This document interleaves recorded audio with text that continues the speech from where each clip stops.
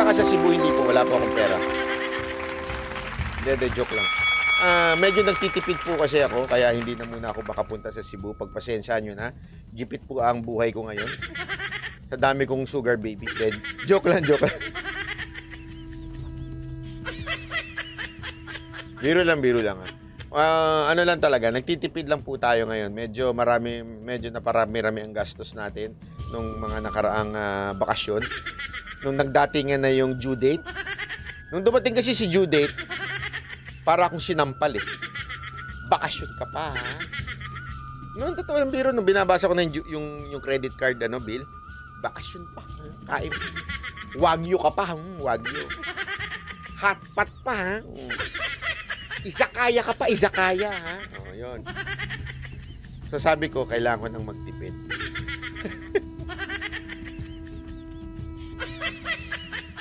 Pansinin nyo, hindi na nga kami nagra-ride. Pag wala akong bahay na lang ako. Mas tipid manood ng Netflix. Japan pa, ha? Binabayar mo ba ng buo yung balance? Oo, ayoko nung unti-unti. Hindi ko kasi maintindihan yun. Sa totoo lang, hindi ko maintindihan, ha?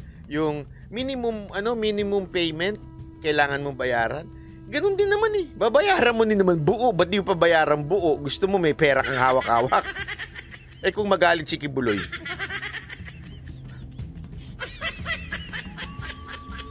May related yan kay Kibuloy. Kasi si Kibuloy, siya daw ang di daw niya kasalanan kung ba't siya pinagpala. Okay? Eh hindi po tayo katulad ni Kibuloy na pinagpala. Anyway, thank you kape at nanonood sa iyo. Salamat po sa mga nanood ngayon kahit inumaga na tayo. Alas 5 na ng umaga. Sakura Blossom waiting for you. Oh, pabalik ako bago mag-sakura. Darating ako diyan. Hindi, meron lang akong business na gagawin.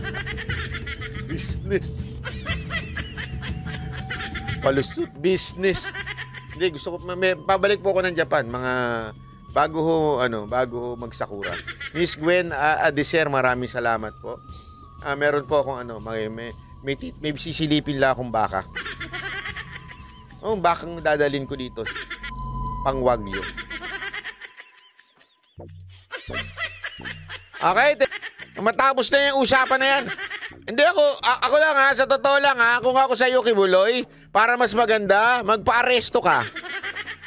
Oh! Labo naman ni Banat Bayo. Hindi, alam mo maganda talaga. Kibuloy, since nakapag-speech ka naman di ba? O, tapos ayan na, di ba? Naglabas na ng subpoena. Ang kasunod na niya, na-arrestuin ka na pag di ka sumipot, di ba? Bibigyan ka na ng warrant. O, magpa-aresto ka, magpakulong ka sa Senado. Tingnan natin kung sino yung mga tunay mong kaibigan at tingnan natin at kung ano ang magiging reaksyon ng taong bayan. Di ba? Ayaw mo niya, magiging bayani ka. Walang biro, pagka kinulong ka, bayani ka niyan.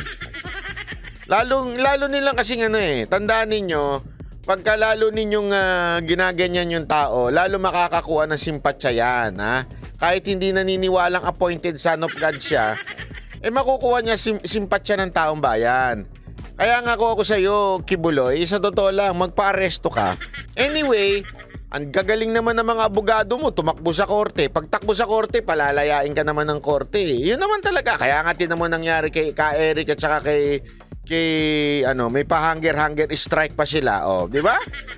Oh, sa tingin niyo, it's not a calculated steps. Calculated yun. Alam naman nila na eventually, pag sinampa yung kaso na yan, isinampa sa husgado, pakakawalan sila. Kasi yung ginagawa ng Senado o ng Kamara at that time was somehow medyo sabit-sabit eh. Okay? Ngayon yung ginagawa sa iyo, magpa-aresto ka. Kaya may kulong ka ni Ontiveros. Baka gusto ka lang masolo niya na isang gabi. Malay mo lang naman. Sabi mo nga pogi ka, di ba? Pagbigyan mo na si Ontiveros. Kaya nga, alam nyo, magandang gawin dyan. Ayaw mo ma-aresto ka para yung mas maganda datingan, di ba? Mas maganda tapos pagka inapi ka nila, mas lalong magigising ang taong bayan. O yan ang totoo dyan. Ha? Sigurado ako magwawala kasi isipin mo, arestuin ka, di ba? Tapos ilan ba yung membro mo? 3 million. O, utusan lang yun. Pumunta kayo sa Senado. O, tingnan mo. Sigurado ako magagalit ang taong bayan pag nangyari yun. Eh ngayon kasi ang dating, ikaw ang galit, ikaw yung parang pasaway ang dating sa kanila, di ba? Pero pagka isinuko mo yung sarili mo, doon magpa-aresto ka, ikaw ang magiging bayani, hindi lang sa mga followers mo, pati sa mga taong bayan. Anyway, sigurado naman makakawala ka din. Hindi naman assurance yung Senate na pag nakulong ka doon. Ako, dami nang nakulong diyan, pinalabas din. Pautot lang nila yan. Huwag na kayo nagpapaniwala dyan sa Senado na yan. Yung pag ganyan-ganyan, pas palalabasin din naman. Tama, mali. Di ba? Oh. Ganun din naman yan. Oh. Sigurado ko, rin yan, susuko din yung Senado na yan. Magmumukha ka pang hero niyan, oh, di ba? Oh. Tapos mag-people power mga membro ni Kibuloy. Hindi, pero alam mo, meron akong balita sa inyo galing sa itim na itlog. Mamaya, meron akong balita sa inyo. May balita ako galing sa itim na itlog. Pero bago yan, ito muna. Natanggap na ng Kingdom of Jesus Christ ang sabina ng Senado para kay Pastor Apollo Quiboloy. Pinadadalo si Quiboloy sa pagdinig ng Senado sa March 5, kaugnay sa mga pang-aabuso umano sa mga miyembro ng KOJC. Ay sa abogado ni Quiboloy, no comment sila. Nauna nang sinabi ni Senadora Risa Ontiveros, na chairperson ng Senate Committee on Women and Children, na kung hindi magpapakita si Quiboloy, ipapakontempt siya at ipaaresto. Si Quiboloy dati nang itinanggi ang mga alegasyon ng rape at sex. Hindi, alam mo, totoo, walang biro, subukan niya. Lalong mag-iinis ang taong bayan niyan, pag kinulong niya si Quiboloy. Maniwala kayo. Kaya hayaan mo magpa-aresto ka. Ngayon, wag ka muna sumunod, Sandali. Linawin ko yun, Magpa-aresto ka. Bahala ka kung paano magagawin yun. Tapos pa-aresto ka, pakulong ka sa Senado. Tingnan ko. Kasi alam mo, pagka nangyari yun, ako po, lalong maiinit ang ulo ng taong bayan yan. Kaya gawin mo. Abuse. Mga kapos. So ayan na nga, pinasubpina na siya ng Senado. Ang kasunod na po niya, pag hindi siya sumipot, warrant of arrest na. So, tingnan natin kung ano mangyayari. Tingnan natin kung sino ba talaga makapangyarihan, si Ontiveros o ang anak ng Diyos. Di ko lang alam kung sinong Diyos yung tinutukoy niya. Hindi, totoo naman. Di ko naman talaga alam. Kasi ang yung Diyos na alam ko, iisa lang ang anak. I mean, tayong lahat, children of God, through His Son, Jesus Christ. Pero hanggang ganun lang yun. Okay? Wala nang appointed Son of God. Yun ang as far as I know. Kaya nga hindi ko alam kung sino yung Diyos na sinasabi niya. Jennifer Zamora, boss, pakigreet po ng happy 44th birthday, mahal kong asawa na si Renan Zamora. Renan Zamora, happy birthday sa iyo mula sa iyong nagmamahal na asawang si Jennifer Zamora.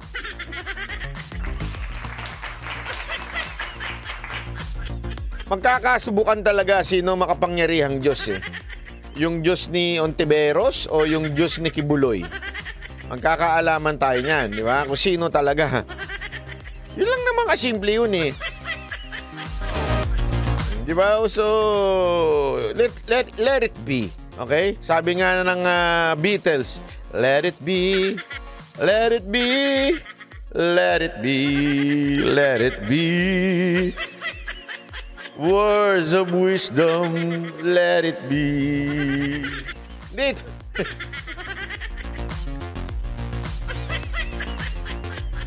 Ay, nako, boss. Bossing, wala naman sa tono sinasabi mo.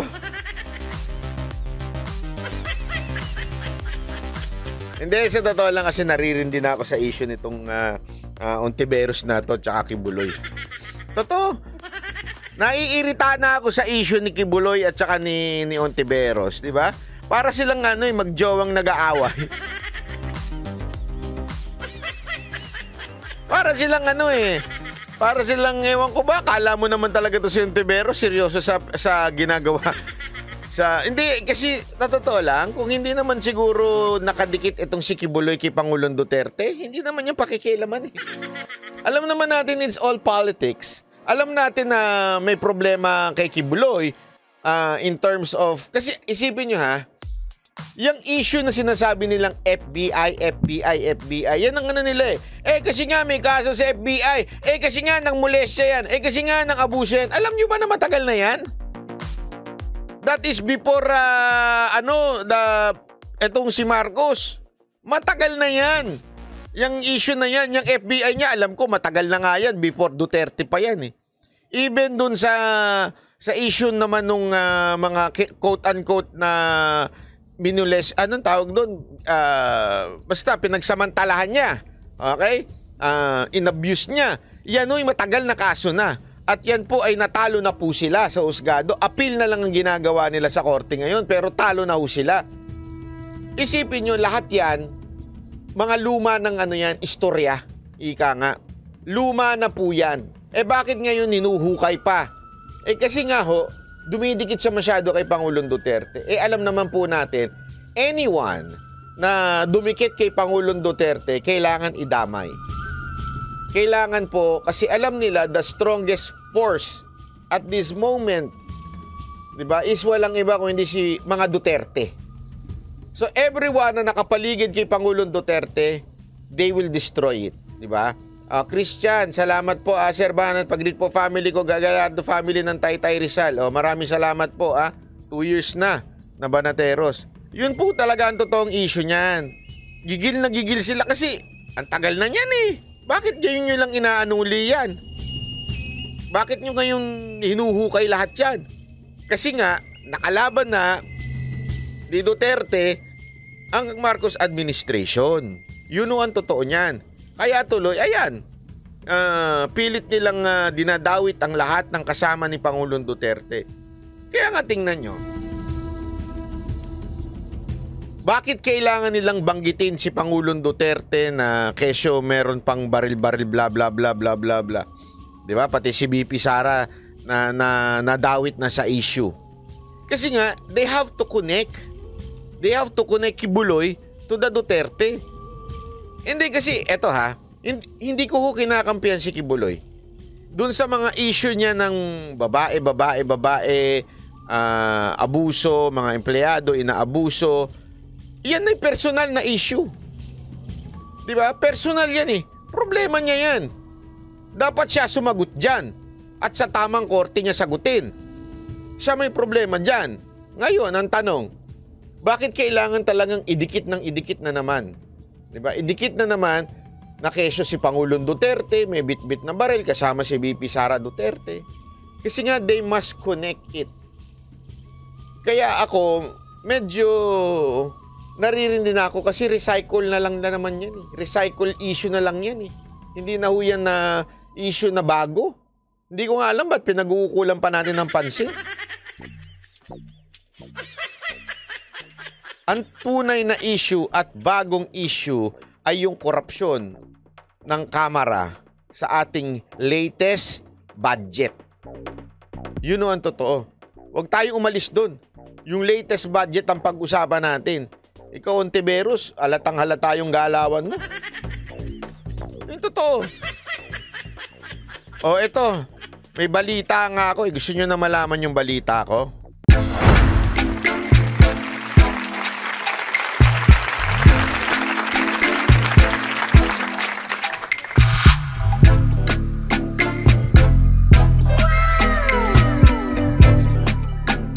The next performance will start momentarily.